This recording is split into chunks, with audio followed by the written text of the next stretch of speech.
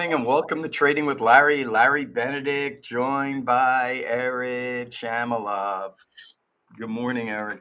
Good morning, Larry. How you doing? I'm doing okay. All is good. Crazy, a lot to talk about today. A Yeah. lot.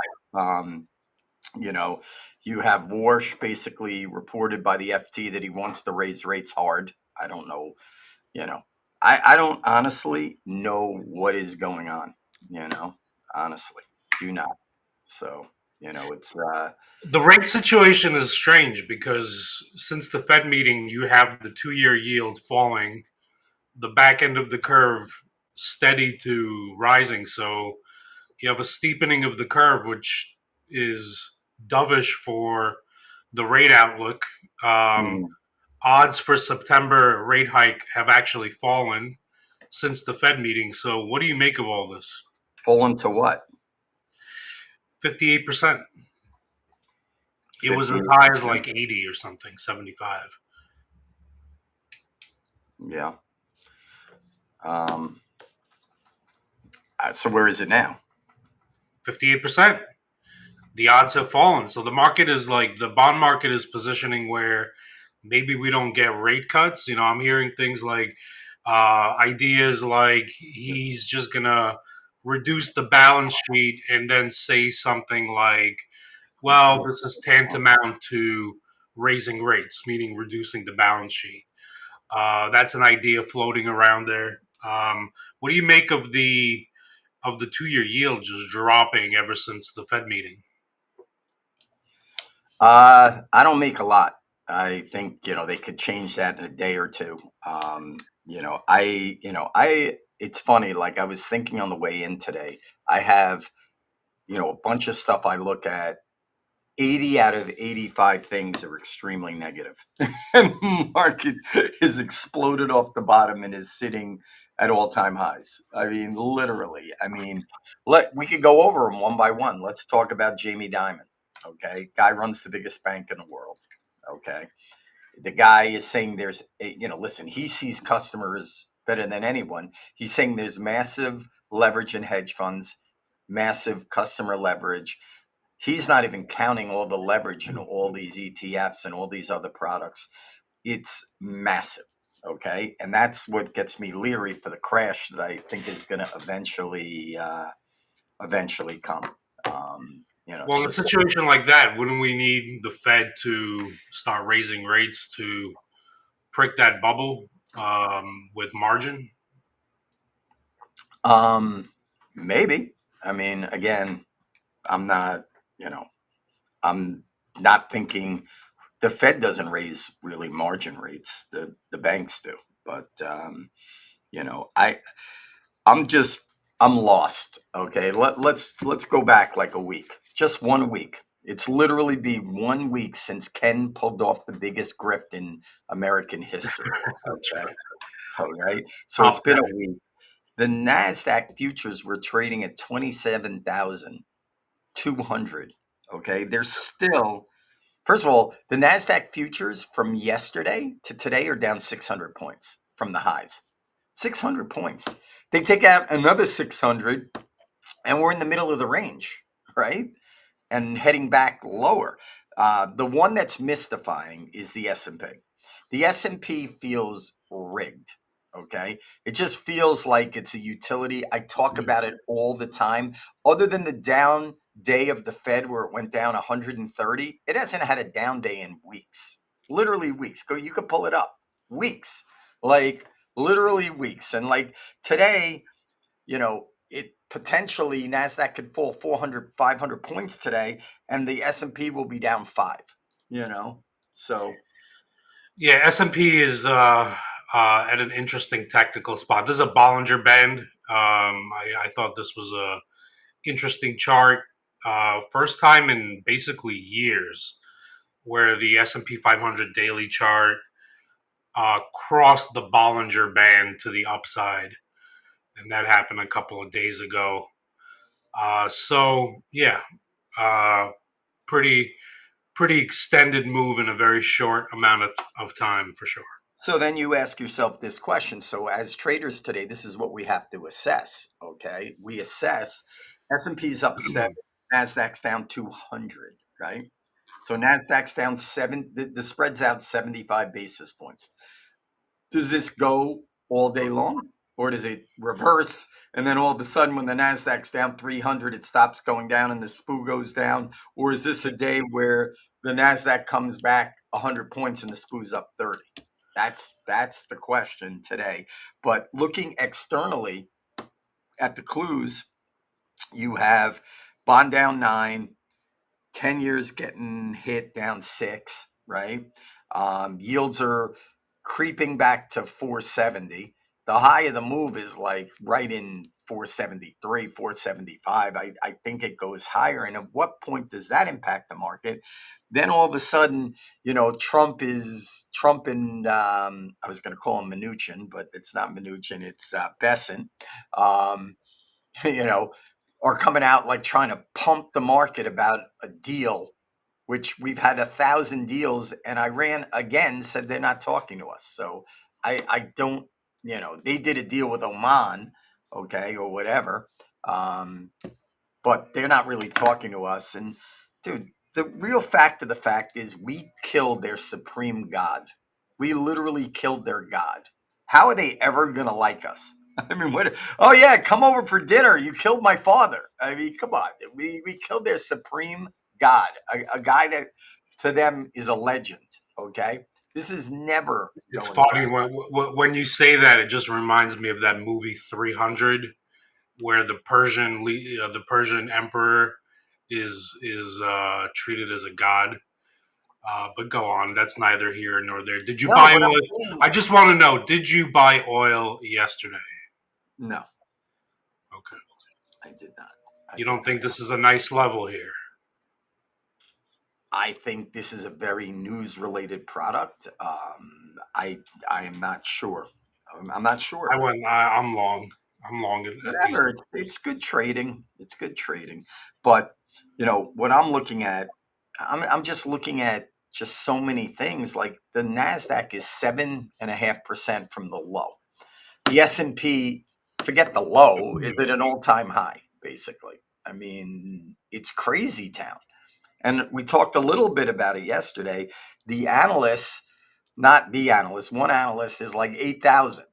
Well, yesterday we were at 78.30. Like, what do on the futures, what are you looking for? A 1.5% move? You don't think there's a lot of risk in the market to try to capture a 1.5% or 2% move? Look, I think you're talking about the option market. Before we get to that, I just want to go back to the things you were saying about the market. It just looks like we're right back to buy one part of the AI trade, sell the other. So, like today again, you see it. You have hardware down. I'm going to keep calling them Mag Sevens. I know you like to call them I hyperscalers, never use the word hyperscaler. and Stop. you really get mad at me Why are when you I say saying Mag I say they're Seven. hyperscalers? I never use that term ever in my life. You know, you tell me things like I should like get with the times and call it hyperscaler. I'm going to keep calling it Mag Seven. All So right. the Mag Sevens are up again. So that rotation is back in, and you're talking about the S&P as a utility. Well, here's a thought I want to ask you. You know, they call this a broadening out, right? If you think about it, where are the market is of this mind that that profit margins are shifting from one area to another area of the market. So these Mag Sevens, if competition is coming aboard and it's going to get cheaper to use AI and all that, is the market starting to price in uh, the rest of the non AI related stock market? Starting, they're pricing in the benefit of the ROI from AI.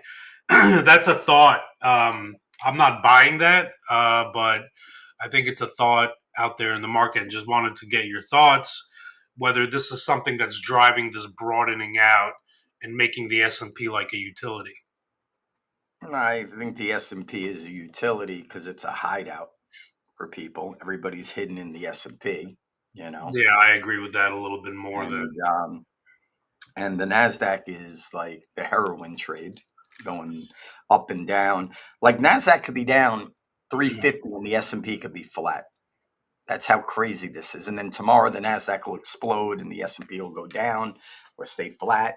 But whatever the answer to the test is, the S&P always stays stable. Always. Yeah, until further notice, and it's right back to it. As we were jumping off the lows, everything was going up. But now, actually starting yesterday, which I think was the first consolidation day, I think you're going to have another one today. And it's right back to the same thing. Just rotate in, out, in, out. Yeah, I guess. I mean, I don't see a lot. To take the S&P negative, you're going to need the Air National Guard dropping bombs on the S&P. That's how, Nasdaq is now down 212 futures, and the S&P is still positive. It could go down another 50 points, and the S&P will still be positive.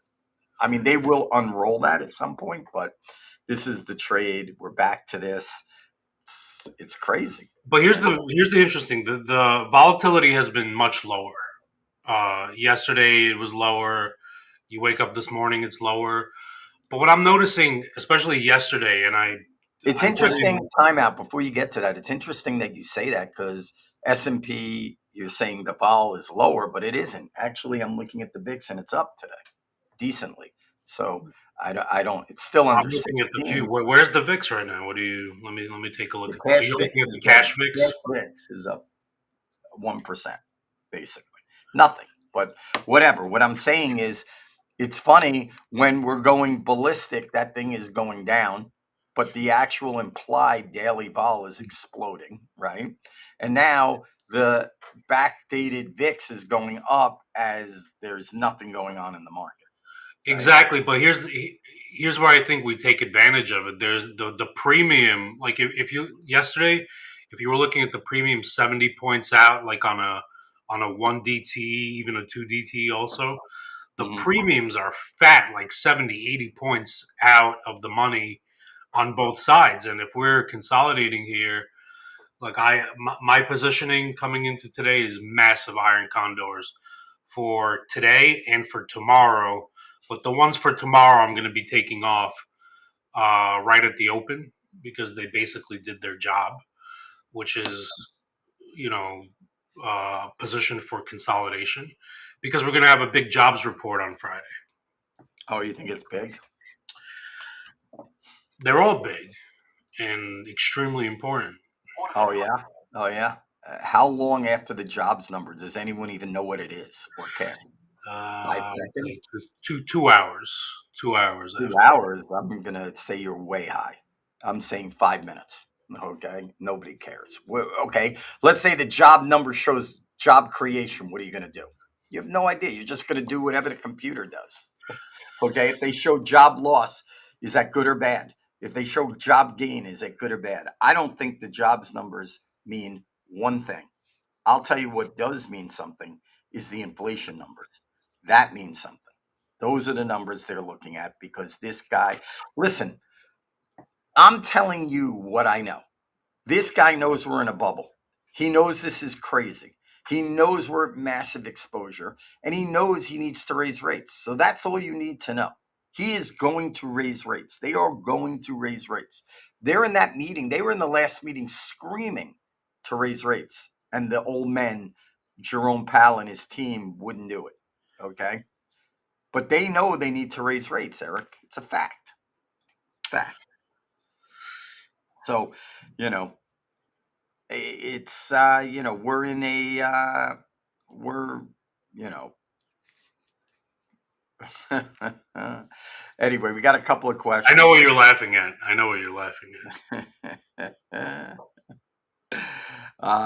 Folks are Go talking ahead, about answer the SpaceX question. Answer the lockup. question. Go Okay, ahead. so people are talking about the SpaceX lockup. Oh, that's the uh, one you want to tackle. Okay, no problem. okay. mm. So they're Space. looking right. They're looking at that SpaceX lockup. I think there's going to be residual overhang. I don't think people pounded out the stock. Maybe people did it on a VWAP. You know what my opinion on that stock is. It's the opposite of you. You know, I think it's probably the most overvalued stock in the history of the market. Well, But it's 1.4 trillion market cap right now, right? that's low, dude. That's low. It only puts it as the fifth biggest company in the world. You got to Amazing. pay up. You got to pay up for growth, right? So what's a good price? So let's talk But what about it. is You have it? to Time lock out. up. No. Time out. That, what you just said, is the problem with the market. Pay up for growth. How is this growth? Where is the growth? Oh, I know. Within the AI ecosystem, I would say SpaceX has one of the wider moats Oh, out there.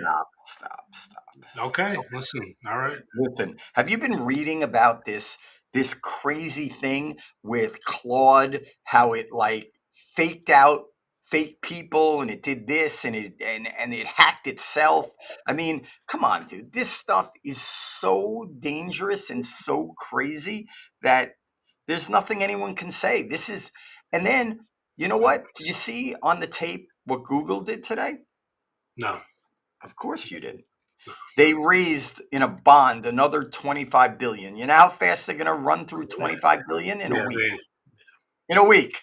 Dude, the spend is so insane that these companies are going to, it's funny. The mantra 1 week ago today was these companies are in a lot of trouble. The spend is out of control. This, that, everything else. And then we rally, in S&P 6%, 6%, and we rally in Nasdaq 9.5%.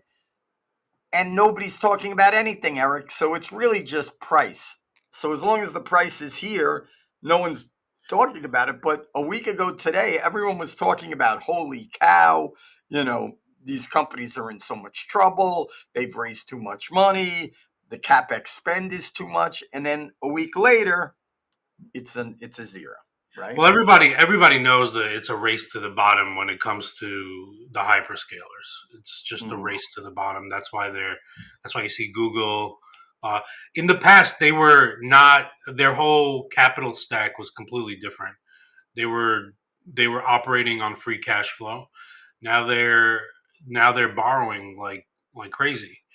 So I mean, is it a surprise? Google said in their earnings report, and I'm paraphrasing, but you know it's a race and they want to win it, and they're gonna spend every dollar they have to make sure that they're in position.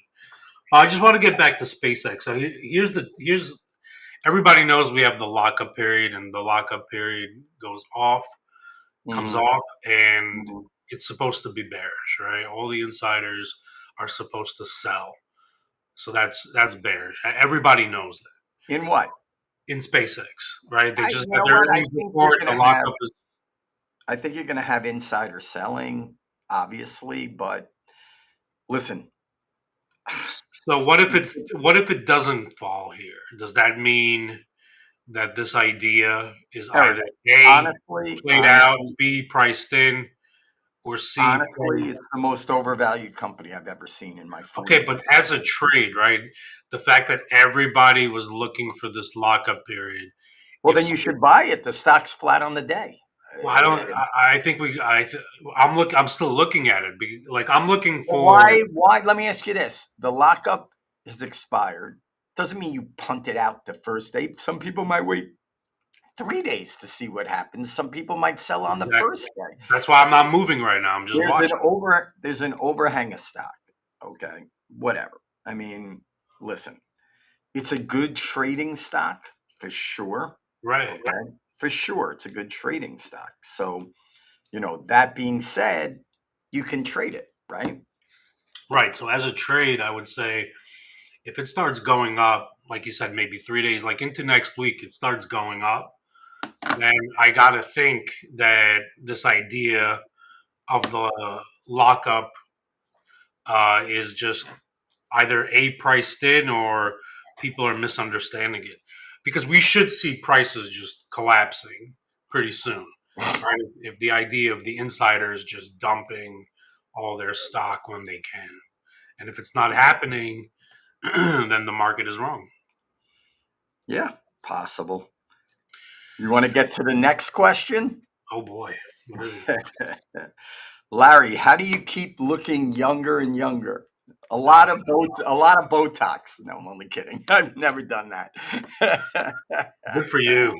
Good for Dude, it's called you. Living a Good Life in South Florida. So anyone that cares to do it, uh, we were very smart. We raised our family here, got lucky. I lived in Florida for the last basically 35 years. And I would tell you this, for 28 of the 35 years, you couldn't sell a piece of property in Florida. You couldn't get out of your house. Nothing was moving. And now it's the polar opposite. Now everything has exploded. It's incredible. So I would say maybe that has something to do with it. But guys, keep writing in questions. I No, want no. to. What Larry means to say is keep writing in niceties to Larry. He likes that. You love that. But speaking of exploding, gold exploded yesterday. What do you make of that? I don't know. That's you're the gold expert on this podcast. So you're like King Gold Bear, right? Gold exploded I'm yesterday. bearish on gold. Okay, time out. I'm bearish on gold. I hold a gold option, which is not good because it's decaying to nothing. But we knew our risk. We were actually up decently on the trade. I really thought the gold was going into the middle 35s Mhm. area. And I couldn't even tell you why it rallied. I don't know why. Nothing in the mantra really has changed. So You mean like a weaker dollar and a lower 2-year yield? No, that's what is a 2-year yield? That you're trading gold off a 2-year yield? Okay. yeah, that's a factor for Why gold. don't you trade it off Fed funds? I mean, come on, dude. Okay, the 2-year yield is pretty close to where Fed funds are going to be, right? Dude, listen, whatever you say. If you're going to go with that, I'll go with it. We're trading gold off a 2-year yield. Whatever. Okay, Okay, dude. all right, How much does a 2-year yield move? 4 bips? 2 bips? I mean, come on. whatever. So here's what I'm thinking. Gold was like lagging these factors, like it had everything it wanted, and it was just in malaise, and then it explodes. Dude, All right, nobody, it just nobody. feels like the market was looking for okay, well, what's the next trade? Okay, it's gold. Time So out. now I'm looking at Time out. Bitcoin. I'm like, okay, maybe this is the next trade here, technically. What do you think? What do you think about Biddy, your I favorite? think Biddy is going to be here for a while. I liked it. It doesn't move. It's What a very, very crazy thing. It just doesn't do anything, huh? Yeah. right. So, I don't know. Is it that you wake up and you come in and we're up a gazillion? You know, it's just funny today. It's like a weird day. We have 7 minutes left till our producer cuts us off. Remember to hit like and subscribe to Trading at Larry on YouTube. I appreciate you guys. Also, we only have a little bit of time. I got to be honest with you. I'm lost. I mean, I'm, I, everything. I mean, now the S&P is down on the day, dude. Down on the day with the Nasdaq now down 270. Okay, Nasdaq went down 80 points since we've been on the air, and the S&P moved 3. Like, what is going on here with the S&P? Man, I hope I'm not missing my short because I thought the short was going to come around the 7th or around the 10th. So I'm just The short hoping on what? The short on what? You, on the you missed Nasdaq. the I short want. I on wanted that. to. You know what I want to do. Dude, the Nasdaq, listen, the Nasdaq right now, where it's trading from yesterday's high to here is down 2.5%, maybe more. I mean, this is, and it did it very quietly, right? Very quietly. Nasdaq was a great signal yesterday for the market at large. If you're trading SPX, because like it tried to break 30,000, and then as it was trying to break 30,000, you started seeing the algo dancing with the retail. They were dancing, and then it couldn't hold 30. It drops 100 points, and that was it. And then But how about this? Let's get to this for 2 minutes. Okay. Here's what I'm not understanding. Okay. We had a sell off in March, pretty big, right? Same type of thing, little bigger in NASDAQ. Every hedge fund, multi strat got killed. Mhm. Killed. They made it back in April. Guess what the hedge fund numbers for July were? Even with the comeback, which was insane. Horrible. Yeah. Terrible. What are they all just, everybody's just long? Like, I don't understand. They just keep being long every time. What about we go down and we don't come back one of these times? What's going to happen? There's going to be. Well, think about this: the market rotates every 48 to 72 hours. For Mhm. whatever reason, it just does it. So, if you're depending on the type of hedge fund you are, how do you navigate that with the kinds of position sizes that they have? Like, it's one thing for me to do it, or I would say a fund up to, oh, I don't know, a billion. But once you get into the bigger numbers, like, how do you, like, there's a capacity issue. Like, you can't just unload your whole position and flip it back every 3 days, Right, unless you but can. I don't know. how do you get your position on? That's the question. Like, what are you maxed, leveraged all over the board? I mean, the leverage here is very crazy. Okay. Well, we got 4 minutes left. You got anything interesting you're looking at for today? You want to I don't know. We got a look into the question stocks? saying, "What are my long-term holds?"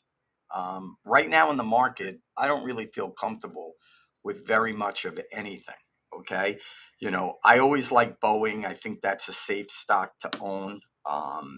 Unexciting. I think all of these, I'm not even going to use the word, but whatever you call these Mag Sevens are are overvalued.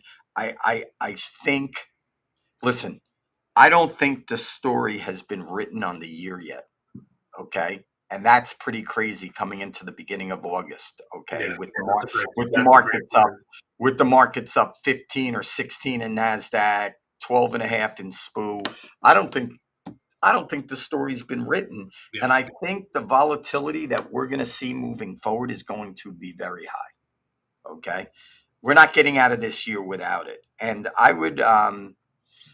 um, I would actually say that they're signaling to you what the issues are. There's a massive leverage issue. Like interactive brokers will deleverage their customers in 5 seconds. Okay. So I'm expecting more deleveraging. Um, etc. We have another question, and I think it actually helps out our podcast. And it says, "How does the yen intervention impact gold?" So maybe that's really where this trade stemmed from.